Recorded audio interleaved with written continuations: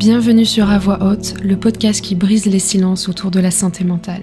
Ici, nous mettons en lumière les mots que l'on cache et les histoires que l'on tait pour offrir un espace où l'on ose enfin dire tout haut ce que beaucoup ressentent tout bas. Je suis Morgane, coach et mentor en développement personnel et à travers ce podcast, je veux créer un espace authentique, un refuge où nous pouvons parler de santé mentale sans filtre, sans jugement et avec toute la bienveillance du monde. Parce que je sais ce que c'est que de se sentir submergé, de ne pas savoir où poser ses émotions ou comment se relever après une chute. Pendant 3 ans, j'ai traversé une dépression, vécu des relations toxiques et combattu la dépendance affective et l'anxiété. Ces expériences, aussi difficiles qu'elles ont été, m'ont appris à transformer mes blessures en force. Et c'est cette transformation que je veux partager avec toi.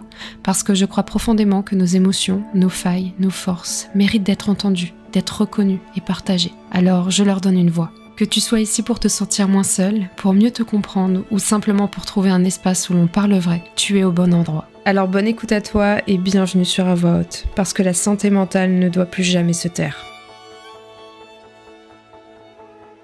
Si t'as cliqué sur cet épisode, c'est probablement parce qu'il y a quelqu'un dans ta vie que t'arrives pas à lâcher. Quelqu'un que t'aimes profondément, ou plutôt dont tu crois dépendre, parce que cette personne représente pour toi une forme de sécurité, de reconnaissance, ou même une dernière porte d'espoir. Tu t'es peut-être dit, ok, si je travaille sur moi, si je guéris, si je deviens une meilleure version, alors il ou elle va revenir. Ouais, tu t'es peut-être même dit que tout dépendait de toi. Que si tu faisais les choses bien, si tu réglais tes émotions, si t'apprenais à te contrôler, alors ça pourrait fonctionner. On se raconte souvent cette histoire-là, celle où l'amour se mérite, celle où il faut faire quelque chose pour le conserver. Et je le sais parce que je suis passée exactement par là. Je sais ce que ça fait de croire que ton bonheur tient à une seule personne. Je sais ce que ça fait de s'accrocher à quelqu'un qui devient ton oxygène, ton repère, ta boussole émotionnelle. Je sais aussi ce que ça fait de croire que si tu changes juste un petit peu, si tu fais les petits efforts qu'il faut, si tu t'adaptes, alors l'amour va tenir. On se raconte ça parce que on ne veut pas perdre. On se raconte ça parce que perdre, c'est revenir face à soi. Et ça, c'est terrifiant. Donc si t'es ici, je vais pas te juger. Je vais te parler comme j'aurais aimé qu'on me parle à ce moment-là, avec de la vérité, avec du respect, mais j'ai pas envie de t'entretenir dans des illusions, parce qu'il y a un moment où quelqu'un doit te dire les choses clairement, et ce moment, c'est maintenant. Tu n'es pas en train de parler d'amour, tu es en train de parler de peur. La peur de perdre quelqu'un que tu crois essentiel à ta survie émotionnelle. La peur de te retrouver face à toi-même, vide, sans repère, sans personne pour refléter ta valeur. La peur de ne pas être choisi, encore une fois. La peur de ne pas être aimé. La peur de revivre l'abandon, la blessure d'enfance, la sensation d'être en trop ou pas assez. Et si tu guéris pour quelqu'un d'autre, tu ne guéris pas. Tu t'effaces, tu t'adaptes, tu te tords encore pour rentrer dans une forme qui, tu l'espères, sera plus aimable, plus acceptable, plus confortable pour l'autre. Mais ce que t'appelles guérison, c'est en réalité une nouvelle forme de sacrifice. Et ce sacrifice-là, c'est de la dépendance affective. C'est l'enfant en toi qui se dit « si je deviens parfaite, on va enfin m'aimer ». Alors aujourd'hui, on va remettre un petit peu les choses à leur place. J'ai pas envie de te faire du mal, j'ai pas envie de te faire peur non plus, mais j'ai juste envie de te ramener à toi. J'ai envie de te rappeler qu'on ne guérit jamais pour être choisi, on guérit pour se choisir soi. Et si j'ai décidé de faire cet épisode aujourd'hui, c'est parce que je reçois énormément de messages de plein de femmes qui me disent « je veux guérir, je veux changer, je veux comprendre mes émotions, je veux travailler sur moi ». Mais quand je creuse un petit peu, quand je leur demande pourquoi, quand j'ouvre un peu la porte, quand je viens toucher à la raison profonde, cette raison qui se cache derrière tous ces beaux mots, ce qui ressort, c'est presque toujours la même chose. Vous voulez guérir pour sauver votre couple. Vous voulez guérir pour ne pas perdre quelqu'un. Vous voulez guérir pour être aimé. Et ça, vraiment, je le sens très vite. Je le sens en 3 questions à peine et j'ai même pas besoin d'aller plus loin. Parce qu'il y a un ton dans la voix quand c'est des vocaux, mais il y a aussi une tension dans les mots. Il y a une urgence, il y a une peur derrière chaque phrase. Et cette peur-là, je sais la reconnaître, évidemment. C'est la blessure d'abandon qui parle. C'est celle qui dit « si cette personne s'en va, je ne sais plus qui je suis ». C'est celle qui dit « si cette relation se termine, je perds une partie de moi ». C'est celle qui dit « j'ai besoin de lui pour exister ». Et moi, quand je lis ou quand j'entends ça, ça me fait quelque chose. Non pas parce que c'est naïf ou parce que c'est fragile, mais parce que je sais ce que ça coûte. Je sais à quel point on peut se réduire, on peut se contracter, on peut se plier, on peut se trahir, juste pour essayer de garder quelqu'un près de soi. Je sais ce que ça fait d'être persuadé que l'amour, c'est souffrir, que l'amour, ça s'arrache, que l'amour, ça se mérite. Et je sais qu'on peut passer des années à courir après quelqu'un qui ne nous voit même pas. Et ce qui me touche vraiment à travers tout ça, c'est que Ces femmes, elles viennent vers moi avec beaucoup de sincérité. Elles pensent vraiment qu'elles font ce qu'il faut. Elles pensent que la guérison, c'est une stratégie pour venir réparer leur couple. Mais la guérison, c'est pas une stratégie. La guérison, c'est pas un moyen. La guérison, ça ne sert pas à retenir quelqu'un. La guérison, c'est un retour à soi. Et moi, je suis pas là pour entretenir cette illusion-là. Je suis pas là pour dire ouais, travaille sur toi et peut-être que oui, il va revenir, etc. T'as raison. Non. Je suis pas là pour aider des femmes, encore une fois, à s'ajuster pour devenir plus confortable pour quelqu'un qui n'est pas prêt à aimer avec maturité. Je ne suis certainement pas là pour aider à maintenir un lien qui détruit. Je suis là pour libérer, pour rendre justement leur pouvoir aux femmes qui l'ont confié à l'extérieur. Tu vois un petit peu ce que je veux dire ? Donc je vais te dire quelque chose d'assez simple, mais que tu as peut-être besoin d'entendre aujourd'hui. Si tu veux guérir pour être aimé, c'est que tu crois encore que ta valeur dépend de quelqu'un d'autre. Et tant que tu crois ça, tu ne peux pas guérir. Tu peux changer tes comportements, tu peux mieux gérer tes émotions, tu peux respirer, tu peux méditer, tu peux faire du journaling, mais à l'intérieur, la dynamique, elle reste la même. Tu ne te choisis pas, tu te renies. Tu t'abandonnes pour pas être abandonné. Et ça, c'est exactement ce qu'on va déconstruire ensemble dans cet épisode. Pour parler un petit peu de mon histoire personnelle, évidemment, si je fais cet épisode de podcast, c'est parce que je suis passée par là. Pendant longtemps, j'ai vraiment cru que l'amour, ça se méritait, que l'amour, c'était quelque chose qu'on devait gagner, qu'on devait justifier, qu'on devait prouver. Et j'ai vraiment grandi avec cette idée que si je voulais être aimée, il fallait que je sois agréable, il fallait que je sois facile à vivre, que je sois douce, que je sois dispo, et surtout pas de trop. Pas trop sensible, pas trop demandeuse, pas trop expressive, pas trop vivante. Et en fait, j'avais faim, j'avais vraiment cette faim d'amour, mais j'avais appris très tôt que pour qu'on m'aime, il fallait que je réduise la taille de mon cœur, que je contrôle toute l'intensité de mes émotions et que je vienne contenir tout ce qui débordait en moi. Et quand je suis tombée amoureuse de mon ex, j'étais déjà dans ce schéma-là. J'étais hyper attachée, j'étais anxieuse, j'étais fusionnelle, j'étais affamée d'amour et je me disais que c'était normal, que quand on aime, on a peur de perdre. Sauf que la vérité derrière ça, c'est que c'était pas juste de l'amour. C'était de la survie émotionnelle. Lui, de son côté, c'était tout l'inverse. J'avais un profil évitant, quelqu'un de distant, de froid. Il y avait toujours une raison pour pas être pleinement présent avec moi, pour pas être, tout simplement dans l'écoute avec moi. Il avait toujours un prétexte, tout le temps quelque chose à justifier pour fuir, en fait. Il me donnait, et puis d'un seul coup, il se retirait. Il l'ouvrait, puis après, il se refermait. Je sentais vraiment ce truc il me laissait approcher, puis dès que je m'approchais, il se retirait comme si j'avais franchi une limite qui était invisible. Et ça, vraiment, ça m'a rendue complètement dépendante. Parce que quand l'amour devient rare, on le transforme en mission. Quand l'amour n'arrive qu'en goutte d'eau, disons ça, on devient prête à mourir de soif pour obtenir une seule goutte de plus. Donc je me suis mise à scruter les moindres signes, à analyser tous les moindres mots, les moindres expressions de son visage. J'ai vraiment commencé à vivre en fonction de lui, en fonction de son humeur, de sa dispo, de ses silences, de ses absences. J'étais constamment dans l'attente, en train de m'adapter, à être dans la vigilance, à être dans la peur.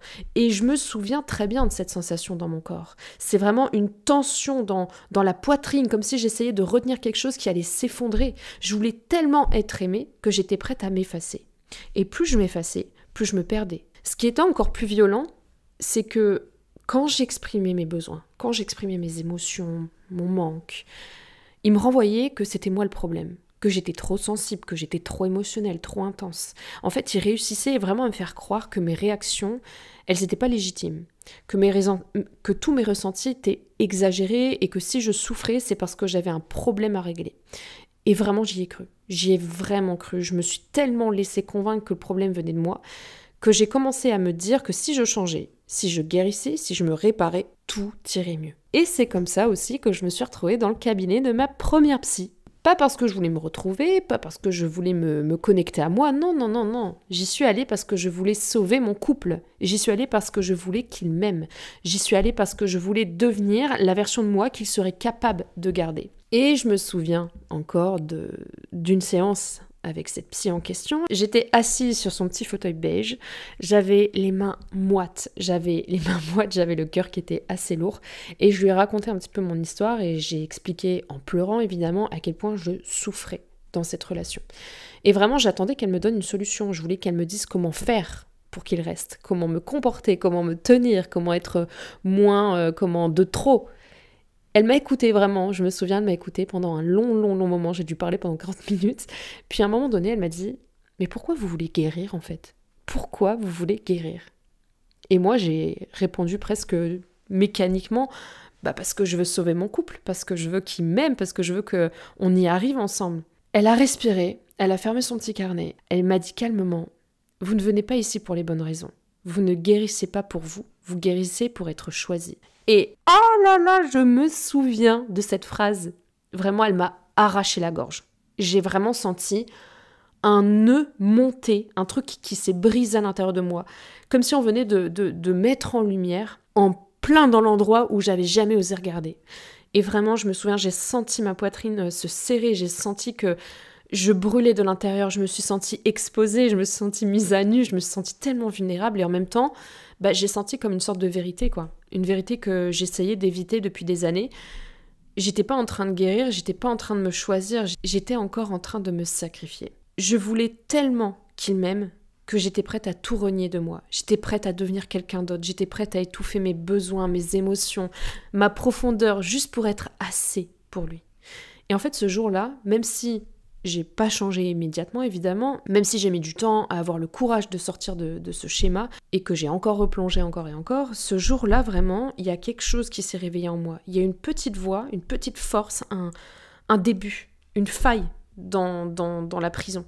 Ce jour-là, et je me souviens vraiment juste après cette séance d'avoir appelé ma meilleure amie et c'est là que je lui ai dit « Écoute, je sens que cette relation va bientôt se terminer. Mais j'ai besoin de toi, j'ai vraiment besoin de toi parce que je sais pas comment faire, je sais que ça va être très dur, je vais me retrouver seule, etc. parce que là, j'ai besoin de me choisir. » Et c'est aussi ce jour-là que j'ai compris que ce que je prenais pour de l'amour, ça n'en était pas. Que ce que je vivais, c'était pas de la passion, c'était pas de l'intensité qui était sacrée, c'était pas une connexion unique, c'était juste ma blessure d'abandon qui criait.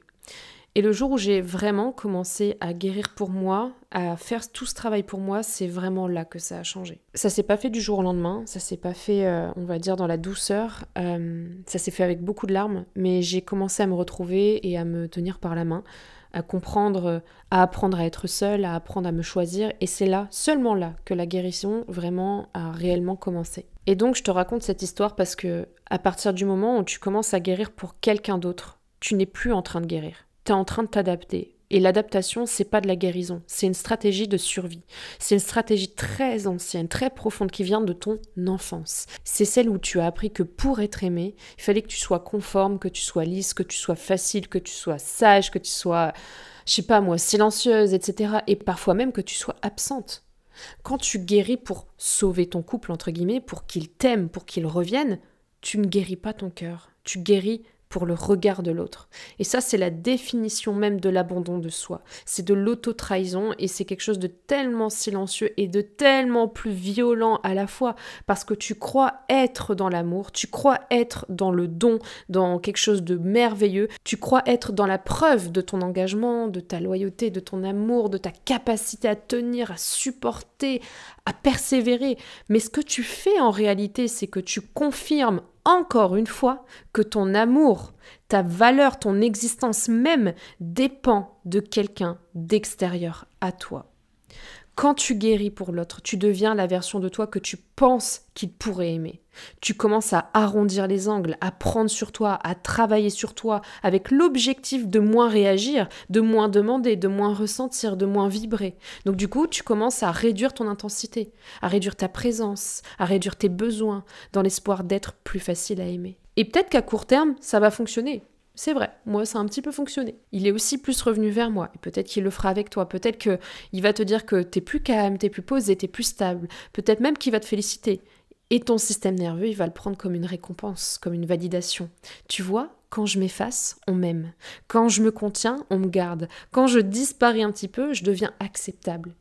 Et c'est là que la prison, elle se referme. Tu n'es plus aimé pour qui tu es, t'es aimé pour ta capacité à t'effacer. C'est littéralement abandonner ton enfant intérieur. Cette partie de toi qui, toute petite, avait juste besoin d'être tenue, d'être vue, d'être accueillie, d'être entendue, d'être aimée avec douceur, sans condition, sans performance, sans devoir être parfaite pour mériter sa place. Et tu sais ce que tu fais à ton enfant intérieur quand tu guéris pour quelqu'un d'autre ? T'es en train de lui dire « t'as pas le droit d'exister ». Tu prends trop de place, tu fais trop de bruit, t'es trop dérangeante. On t'aimera pas si tu montes comme tu es. Et elle disparaît, elle se contracte, elle se recroqueville, elle se fige, elle se tait. Donc ce qu'on appelle être forte, c'est souvent ça. C'est apprendre à ne plus parler de sa douleur, apprendre à ne plus déranger, apprendre à tenir seule, même quand ton âme, elle se fissure. Guérir pour l'autre, c'est transmettre ce message intérieur. Je ne suis pas assez, je dois devenir quelqu'un d'autre pour mériter l'amour. Et tant que cette croyance, elle dirige ta guérison, ça sera un mensonge. Parce que tu ne guéris pas pour te retrouver. Tu guéris pour te transformer en une version de toi que tu espères un petit peu plus aimable. Et c'est pas de l'amour, ni envers l'autre, ni envers toi. C'est juste une extension de ta blessure, une blessure d'enfance qui te dit que l'amour ne m'est pas donné, que l'amour ça se gagne, que ça se mérite, que je dois travailler pour qu'on m'abandonne pas. Mais si l'amour demande que tu t'effaces, ce n'est pas de l'amour, c'est une prison. Ce n'est pas toi qui est difficile, ce n'est pas toi qui est trop, ce ne sont pas tes émotions le problème, ce n'est pas ton besoin de lien qui est dysfonctionnel, c'est juste que tu essaies de faire exister ton cœur dans un endroit qui ne sait pas aimer. Et c'est là que beaucoup de femmes se trompent. Elles pensent qu'elles doivent être moins pour être aimées plus. Elles pensent que si on apporte un peu de discipline émotionnelle, elles vont devenir la bonne personne. Elle pense que la maturité, c'est se contrôler pour ne jamais déranger, mais la maturité, c'est tout l'inverse, c'est apprendre à se montrer, à nommer, à accueillir, à être dans l'authenticité, même quand ça fait peur. Se retenir pour préserver une relation qui te détruit, c'est pas de l'amour, c'est du conditionnement. C'est de la loyauté à un ancien schéma, c'est de la survie émotionnelle. Et la guérison, la vraie, elle ne commence que le jour où tu comprends que tu n'as plus à te battre pour mériter ta place. La guérison, elle commence le jour où tu te dis: mon cœur, il mérite mieux que de vivre dans la peur. Mon corps, il mérite mieux que d'être tendu en permanence. Mon âme mérite mieux que d'attendre qu'on me choisisse. Je me choisis.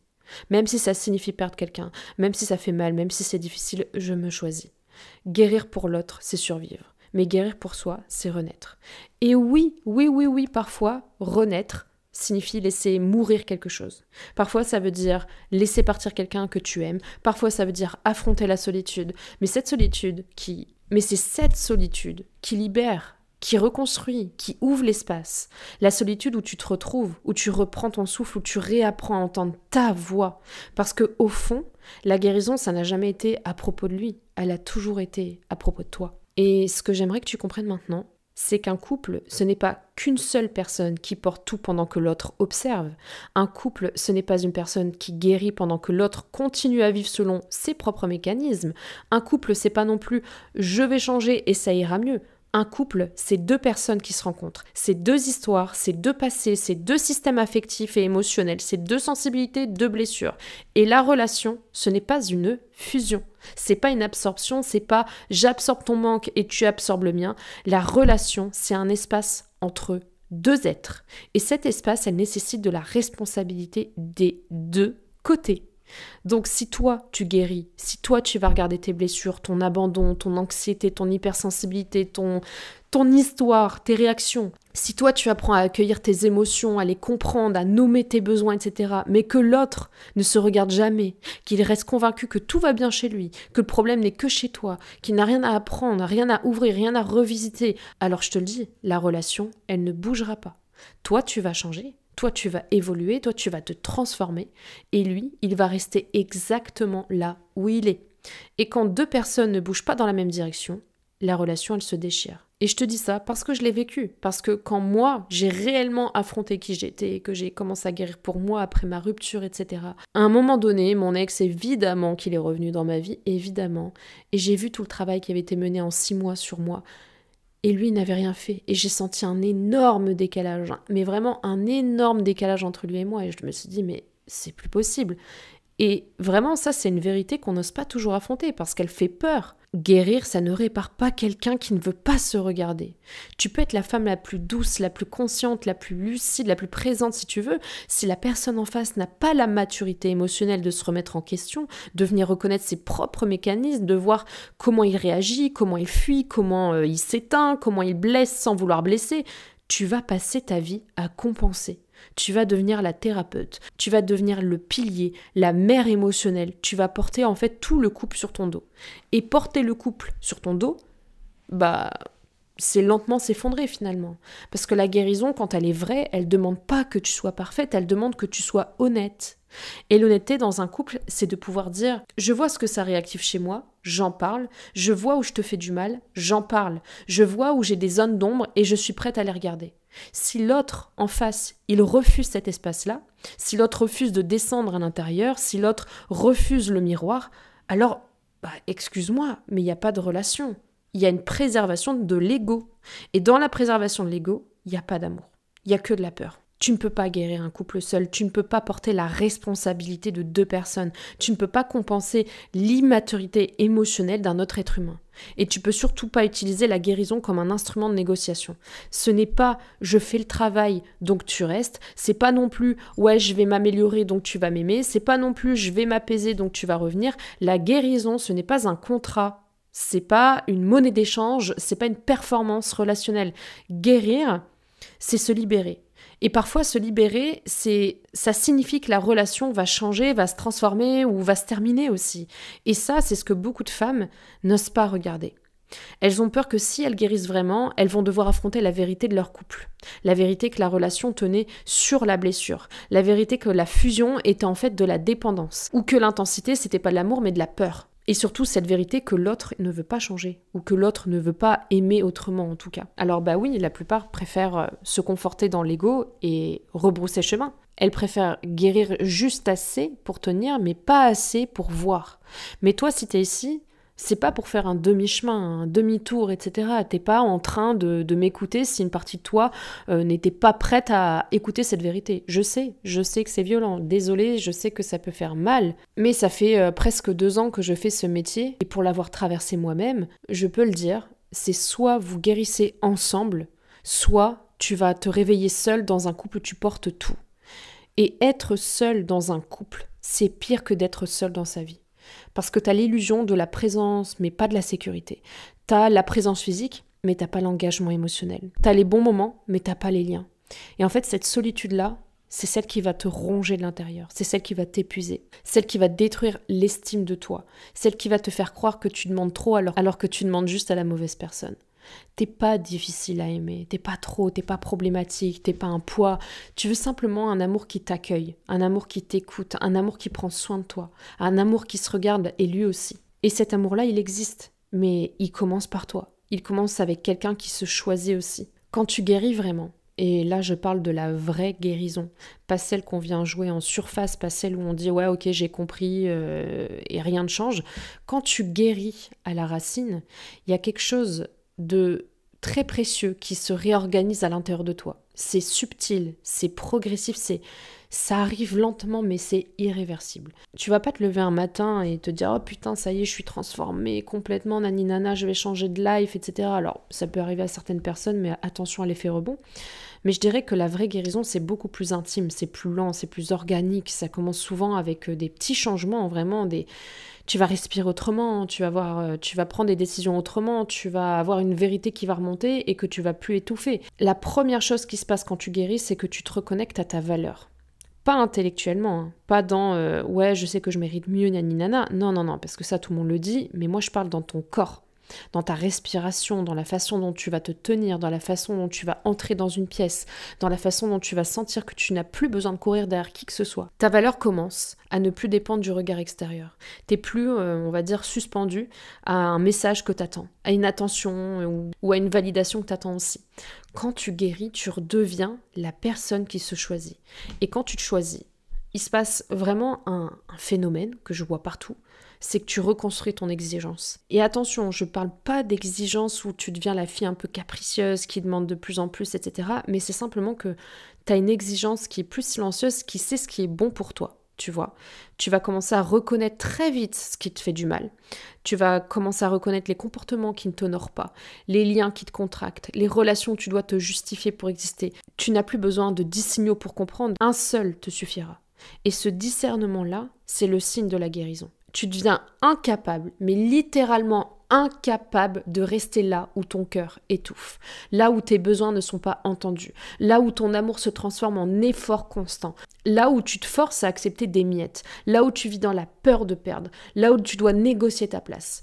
Et c'est là que ça fait peur. Parce que quand tu guéris, Tu ne peux plus te mentir. Tu ne peux plus faire semblant, tu ne peux plus redescendre au niveau où tu étais avant. Tu peux plus te convaincre de « ouais, ça va aller », alors que ton corps, lui, il sait que ça va pas.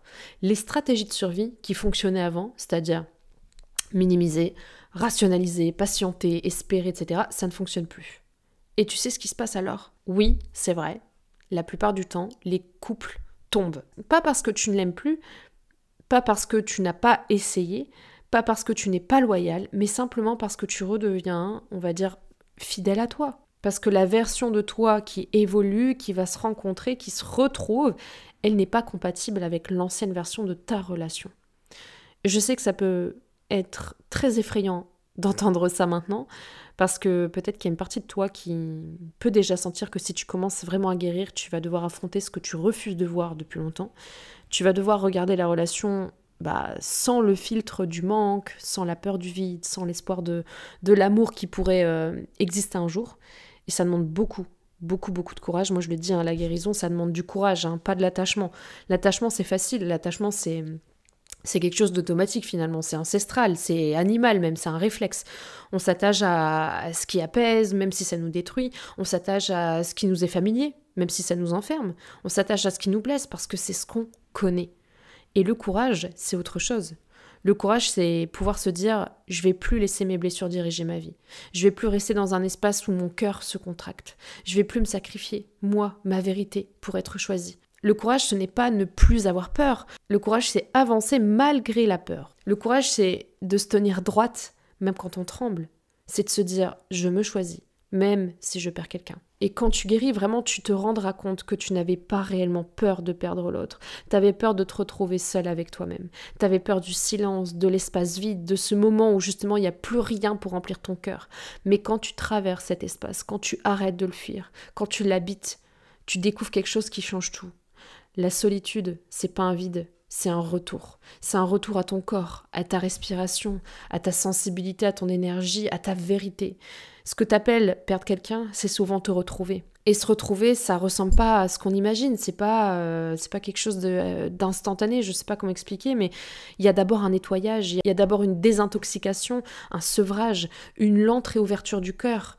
Et parfois, tu vas beaucoup pleurer. Parfois, tu vas te sentir vide. Parfois, tu vas douter. Mais en fait, petit à petit, tu vas sentir qu'il y a quelque chose qui va revenir, une force, une stabilité, un ancrage, une paix, une présence intérieure.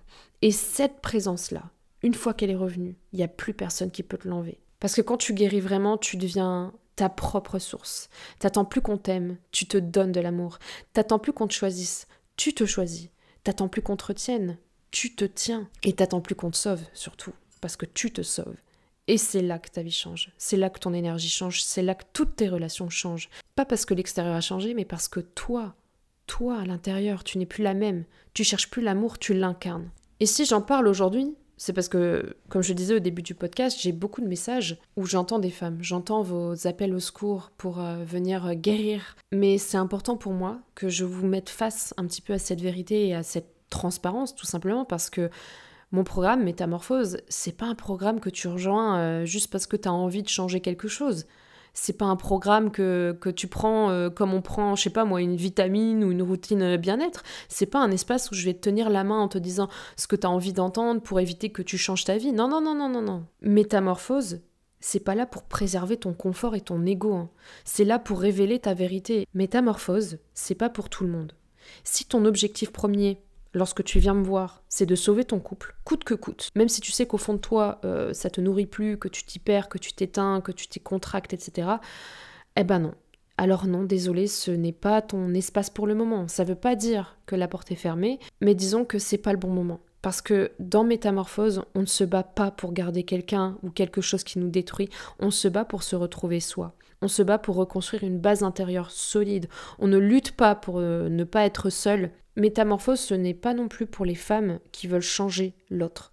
Si tu viens en disant « je veux qu'il comprenne, je veux qu'il se remette en question, je veux qu'il guérisse aussi, je veux qu'il évolue », alors là tu te trompes de travail. On ne change pas quelqu'un, on ne force pas quelqu'un à se regarder, on ne réveille pas quelqu'un qui dort, et on ne répare pas quelqu'un qui ne veut pas se reconnaître. Je ne vais pas t'aider à négocier, je ne vais pas t'aider à manipuler, à convaincre, à ajuster ton énergie pour devenir la version de toi qui sera un petit peu plus supportable pour l'autre. Non, non, non. Si tu viens dans Métamorphose avec l'intention de faire des efforts pour mériter une place dans la vie de quelqu'un, c'est pas non plus le bon moment pour toi. Parce que vraiment, Métamorphose, ça va te demander exactement l'inverse, celle de reprendre ta place, que tu penses la mériter ou non. Et vraiment, je le dis avec le plus d'éthique possible dans ma manière d'accompagner, et vraiment, je vous le dis avec beaucoup d'honnêteté en tant qu'humaine, pas en tant que coach, parce que je vois beaucoup de choses sur les réseaux sociaux, et je sais que l'attachement anxieux, évitant, la dépendance affective, les ruptures, tout ça, c'est vraiment quelque chose qui marche bien sur les réseaux sociaux, je vous le dis, et que quand on vit ça, on cherche une solution rapide, on cherche des réponses, etc. Et c'est très facile, on va dire, pour vous vendre quelque chose. Mais faites attention, vraiment faites attention sur quoi vous misez, sur quel professionnel vous allez vous tourner pour ça. Si vous voulez quelque chose de rapide et qu'on vous vend une transformation rapide, vous faites erreur. Ça reviendra, je vous le dis. Je vous le dis parce que je suis passée par là. Moi aussi, j'ai investi dans des trucs où je m'étais dit, ok, solution rapide, je vais sauver mon couple et tout va bien se passer, tu vois. Ça ne marche pas comme ça. Je vous le dis avec le plus d'éthique possible pour que vous puissiez vous-même vous dire au moment où vous voudrez investir, choisissez quelque chose qui vous changera vous de l'intérieur. Et vraiment, je fais ce discours-là aujourd'hui, non pas pour vendre mon programme ou quoi que ce soit, je pense que c'est important pour moi d'informer toutes ces personnes qui sont dans une certaine vulnérabilité parce que j'ai été à votre place en fait. J'ai été dans cette place où j'ai cherché des solutions sur les vidéos YouTube, où j'ai cherché des pseudo-coachs qui allaient m'aider à faire revenir mon ex, mais bien sûr que j'ai failli tomber dans tous ces trucs-là. Mais je vous le dis, pour avoir guéri de dépression, d'anxiété, de schémas violents avec mes parents, de dépendance avec mes ex et de tout ce que vous pouvez imaginer comme manipulation, emprise, perversion narcissique et tout ça. Je suis passée par tout ça. Et je peux vous dire que non, la guérison, elle se fait pour nous en fait. Elle se fait dans l'intérieur et on guérit pas pour quelqu'un d'autre, d'accord ? Et c'est important pour moi de vous faire comprendre que ouais, guérir, c'est beaucoup de courage. C'est se regarder en face dans une vérité. Et moi, je suis vraiment pas là pour vous conforter dans votre ego. Je suis un miroir. Je révèle des choses, mais vraiment, je vous révèle des choses que vous ne voyez pas en vous, qui vont faire mal, mais qui vont vous libérer. Et c'est pour ça, métamorphose, je pense que le nom métamorphose correspond bien. C'est vraiment pour se métamorphoser, pour sortir de son cocon et affronter cette vérité. C'est pour toutes celles qui veulent reprendre leur pouvoir, pour celles qui en ont marre d'être définies par leurs blessures, pour celles qui veulent plus continuer comme avant, qui veulent plus se contenter d'un amour juste à moitié. C'est pour celles qui veulent aimer, qui veulent vibrer, qui veulent exister, qui veulent ressentir, mais en sécurité. Métamorphose, c'est pour toutes celles qui veulent se choisir, même si ça fait peur. Parce que se choisir, vraiment, c'est la plus haute forme d'amour pour soi. Et c'est ce que je fais, vraiment. C'est ce que je fais. C'est pas de te transformer en quelqu'un d'autre. Ce n'est pas de venir t'ajuster. C'est pas de te corriger. Ce que je fais, vraiment, c'est de te ramener à toi, à ton essence, à ton cœur, à ta vérité, à ta puissance. C'est ce que tu étais avant tes blessures. Ce que tu es quand tu ne te caches plus. On va chercher la femme qui vit derrière la peur. Pas la femme qui prétend, pas la femme qui survit, qui s'adapte, la femme qui existe. Et je te le dis, vraiment, si t'es prête à ça, à revenir à toi, à reconstruire ton rapport à l'amour, à libérer de ta dépendance affective, à guérir de ta blessure d'abandon, à retrouver quelque chose de solide, ça va être un des tournants les plus importants de ta vie. Enfin bref, c'était vraiment important pour moi d'en parler, vraiment, vraiment important, parce que vous êtes nombreuses dans ce schéma-là, dans cette dynamique, dans cette façon de penser que guérir, c'est un moyen de sauver quelque chose, de venir préserver un lien, de retenir quelqu'un, de prouver sa valeur, etc. Et vraiment, je comprends pourquoi, parce que quand on a souffert d'abandon, quand on a manqué d'amour, quand on a grandi dans, on va dire, avec le sentiment de devoir mériter la place qu'on occupe, on croit que l'amour, ça se gagne. On croit que aimer, c'est tenir. On croit que aimer, c'est se battre. On croit que aimer, c'est s'adapter. Mais c'est pas ça l'amour. C'est pas ça le vrai amour, en tout cas. Et j'en ai parlé avec beaucoup de coachs autour de moi, beaucoup de thérapeutes aussi. On va dire toutes des personnes qui accompagnent, justement. Et on a fait justement ce constat récemment, c'est qu'il y a beaucoup de femmes qui veulent guérir, mais pas pour elles. Elles veulent guérir pour être aimées. Et ça, c'est vraiment une illusion qui est subtile. Mais et je dis subtile parce que parfois, on s'en rend même pas compte, en fait. On a l'impression que on est dans l'amour, parce qu'on est dans la tendresse. On se dit qu'on va guérir, qu'on le fait par loyauté. Mais en fait, dans les faits, on est dans la peur. La guérison, c'est pas une stratégie. La guérison, c'est pas une négociation. C'est pas une promesse que si je deviens meilleure, on ne m'abandonnera plus. La guérison, c'est personnel. C'est intime. c'est ta responsabilité, c'est ce retour à toi, c'est ce moment où tu vas t'arrêter, tu vas arrêter de courir derrière l'amour, tu vas arrêter de te justifier, tu vas arrêter de demander la permission d'exister. La guérison, ça demande du courage, parce qu'elle demande de regarder ce qui fait mal. Elle demande d'oser se dire la vérité, et elle demande de se choisir, même quand ça tremble à l'intérieur. Et si t'as écouté jusqu'à présent, je tiens quand même à te rassurer, à te dire des choses qui te font faire du bien. Déjà, tu mérites un amour qui ne te demande pas de disparaître. Tu mérites un amour où tu respires, où t'es vu, choisi, respecté. Un amour où t'as pas besoin de te réduire. Mais pour vivre ça, cet amour-là, il faut d'abord te choisir toi. Pas te choisir quand tout va bien, pas te choisir quand tu te sens forte, te choisir quand la peur monte, te choisir quand t'as envie de retourner vers l'ancien schéma, te choisir quand la solitude fait son apparition, et te choisir aussi quand ton cœur a envie de courir vers là où il a souffert. Parce que c'est là que la guérison se joue, dans ces choix minuscules, invisibles, silencieux, dans ces noms que t'as murmurés, dans ces « j'arrête de me trahir », dans ces « je mérite plus que ça ». Guéris pour toi.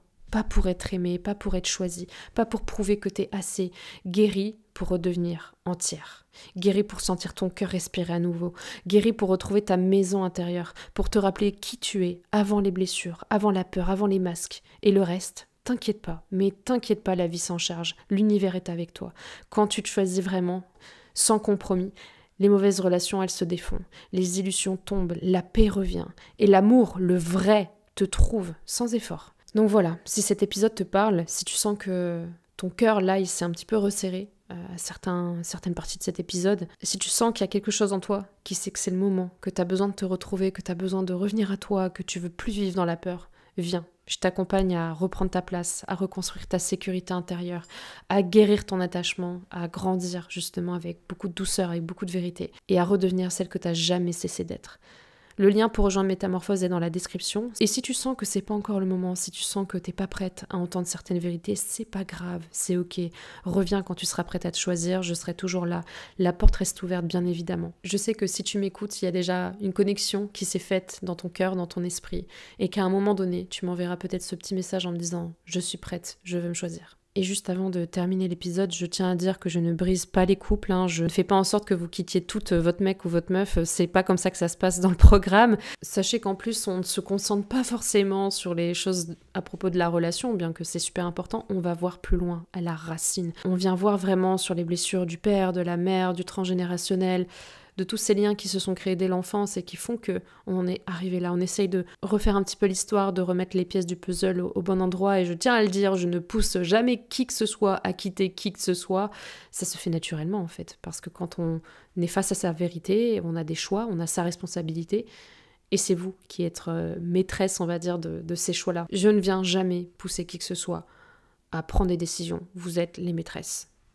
Enfin bref, je voulais juste rajouter ça pour pour être sûr que vous ne pensiez pas que je suis une briseuse de couple ou quoi, ça ne se passe pas comme ça. Je pourrais vous en parler pendant des heures de ces séances de coaching, etc. Mais sachez que vraiment, il y a aussi des personnes dans mon accompagnement qui sont en couple et pour qui ça se passe très bien et même que leur couple se soit amélioré, la relation avec leurs enfants aussi, c'est sûr. Mais comme je le disais, elles sont arrivées dans le programme Métamorphose avec les bonnes raisons. Elles voulaient guérir pour elles voulaient le faire pour elles, pour se sentir mieux, pour sentir une sécurité intérieure et sortir de cette dépendance affective. Et en face, on avait aussi un partenaire dans l'écoute, dans l'envie aussi de changer certains mécanismes, sinon ça pouvait pas se faire.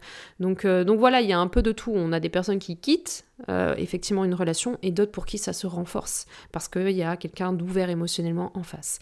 Voilà, petit disclaimer qui fait toujours plaisir pour celles qui ont écouté l'épisode jusqu'à la fin.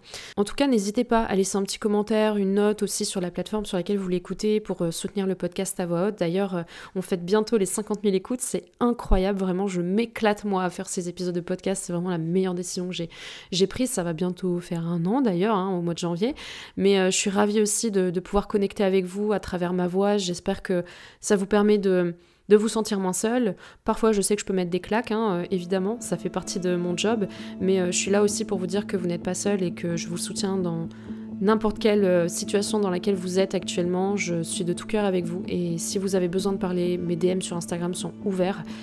N'hésitez pas, je vous embrasse et surtout prenez soin de votre cœur, de votre esprit. Et je vous dis à très vite sur le podcast à voix haute pour un nouvel épisode. Ciao!